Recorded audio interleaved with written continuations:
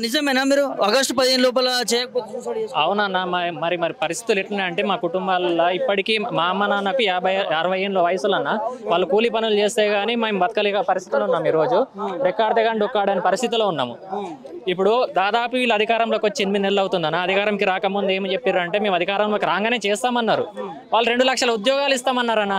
2000 ఉద్యోగాలు మాకు ఇవ్వండి అయ్యా, మాకు న్యాయం ఉంటేనే ఇవ్వండి, లేకపోతే ఇవ్వద్దండి అని చెప్పి ఇప్పటికీ మేము కాలవేళ మొత్తుకుంటున్నామన్న. వాళ్ళు చేస్తాం అంటున్నారు కానీ ఇప్పటికీ చేయట్లేదు. మాకు వారం రోజులు న్యాయం చేయకపోతే మేము ఢిల్లీకి పాదయాత్ర చేసుకుంటూ వెళ్తామన్న. డైరెక్ట్ ప్రధానమంత్రికి చెప్తాము, రాష్ట్రపతికి చెప్తాం. మాకు తెలంగాణలో అన్యాయం జరిగింది సార్, మీరే మాకు దిక్కు. తెలంగాణలో మాకు న్యాయం ఏమంటే హైకోర్టులో న్యాయం జరుగుతలేదు, ఇట్లు రాజకీయ పార్టీలు పట్టించుకుంటలేరు అని మేము డైరెక్ట్ సీఎం మన ప్రధానమంత్రికి రాష్ట్రపతి కాళ్ళ మీద పడి మేము మా సమస్యను చెప్పుకుంటాం. మేము ఇంతవరకు తెలంగాణ సమస్యలు తెలంగాణలో పరిష్కరించుకోవాలి. దేశం దాటిపోతే మన పరువు పోతుంది. కాబట్టి ఇప్పటి వరకు ఒక వారం రోజుల్లో సూపర్ నేమర్ పోస్ట్ క్రియేట్ చేసి ఆ బ్యాక్లాగ్ పోస్టులు కలిపి సెకండ్ లిస్ట్ ఇవ్వాలని సీఎం రేవంత్ రెడ్డి గారికి కోరుకుంటున్నాం. కొట్లాడి తెచ్చుకోవాల్సిన తెలంగాణలో మనం ఉద్యోగాలు కావాలని తెచ్చుకున్నాం. కాంగ్రెస్ ప్రభుత్వానికి మీరు ఏరికోరు తెచ్చుకున్నాం. ఇవాళ మీరు సూసైడ్ చేసుకుంటామని చెప్పి ఒక డెడ్ లైన్ పెట్టుకోవడం అది కరెక్ట్ కాదు కదా. ప్రభుత్వాన్ని కొట్లాడి మీరు నిరుద్యోగులకు సంబంధించిన సమస్య నెరవేర్చుకోవాలి. ఏం చెప్తారు అన్న? ఒకటే అన్న, ఇంట్లో పరిస్థితులు అసలు బాగాలేవు. ఎవరి ఇంట్లో కూడా ఇక్కడ 30 ఏళ్ళ వయసు వచ్చింది, ఇంకా తల్లిదండ్రుల మీదనే ఆధారపడి బతుకుతున్నాం. మా తల్లిదండ్రులకు మా కొడుకులకు ఉద్యోగాలు వస్తాయి, మేము బాగుపడతామని ఇప్పటికీ వాళ్ళు ఏదో కలలుగా అంటున్నారన్న. మేము కూడా వాళ్ళకి ఉద్యోగం వస్తుంది, మంచిగా బతుకుతామని చెప్పి ఒక్కటే వస్తున్నాము. మాకు ఏదైతే ప్రభుత్వం హామీ ఇచ్చిందో అదే చేయమని అడుగుతున్నాం. మేమేం గొంతమ్మ కోరికలు ఏం కూరట్లేదు.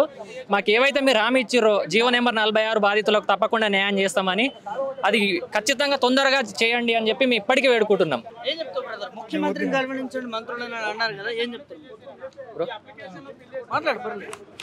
ముఖ్యమంత్రి రేవంత్ రెడ్డి మీ నిరుద్యోగుల పాలన అని చెప్తా ఉన్నాడు. ఎందుకు ఇవాళ రోడ్ ఎక్కాల్సి వచ్చింది? ఎందుకు వస్తారు బ్రో? ఒక విద్యార్థి రోడ్ ఎక్కడానికి కారణం ఏముంటుంది? అతనికి ఏదో ఒక లోపం జరిగితేనే కదా రోడ్ పైకి రావడం. మేము గత 13 నెలల నుంచి ఇదే జీవో 46 నుంచి సెక్రటరేట్ ముట్టడి చేసినాం. బీఆర్ఎస్ ప్రభుత్వం ఉన్నప్పుడు సెక్రటరేట్ ముట్టడి చేసినాం. అప్పుడు ఏంటంటే మాకు వ్యతిరేకంగా ఉన్నది ఆ ప్రభుత్వం. ఈ ప్రభుత్వం వచ్చినాక ఏం చెప్పింది? శాంతియుతంగా మీ సమస్యలు పరిష్కారం ఇస్తామని చెప్పారు.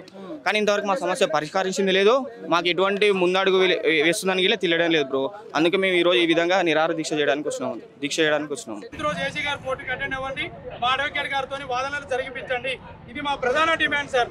ఇదే మా ప్రధాన డిమాండ్. మేము గెలుస్తాము, ఓడిపోతాం. ఏదో ఒకటి మాత్రం తెలుసండి. ఇంకా మేము దీన్ని పట్టుకుని ఈరోజు గన్ పార్క్ దగ్గరికి వెళ్ళాము. అక్కడ 144 సెక్షన్ ఉందని చెప్పి ఏ తెలంగాణ అయితే ఏర్పడడానికి కారణమయ్యారో అదే అంబేద్కర్ గారి దగ్గరికి వచ్చి ఈ రోజు మేము ఒక రిప్రజెంటేషన్ ఇద్దాం సార్. మీరు తెచ్చి మీ వల్ల ఏర్పడ్డ తెలంగాణలో ఇప్పటికీ కూడా మేము ఇట్లా భరిస్తున్నాము, ఇంత అన్యాయం జరుగుతుంది మాకు అని చెప్పి అంబేద్కర్ గారి కన్నా ఒక వినతి పత్రం ఇద్దామని వచ్చాను సార్. 7వ తారీఖు రోజు ఏజీ గారు అటెండ్ కావాలి, అటెండ్ అయ్యి వాదనలు జరగాలి. గెలిస్తే మీరే గెలవండి, కానీ ఏదో ఒకటి మాత్రం చెప్పండి. ఇన్ని రోజులు దగ్గర సంవత్సరం నుండి బండ్లు తాకట్టు పెట్టాము, ఫోన్లు తాకట్టు పెట్టాము. నెక్స్ట్ కేసు పోస్ట్ పోన్ అయితే మా కిడ్నీలు కూడా అమ్ముకొని కౌంటర్ కట్టవలసిన పరిస్థితి వస్తుంది తెలంగాణ రాష్ట్రంలో. BSc వాళ్ళు, Group 2 వాళ్ళు అందరూ దీక్ష చేశారు. 46 వాళ్ళు ఇప్పటి వరకు రోడ్డు ఎక్కలేదు. ఎందుకంటే మేము ప్రభుత్వం చేస్తాం ఇప్పటికి కూడా నమ్మాము. అందుకని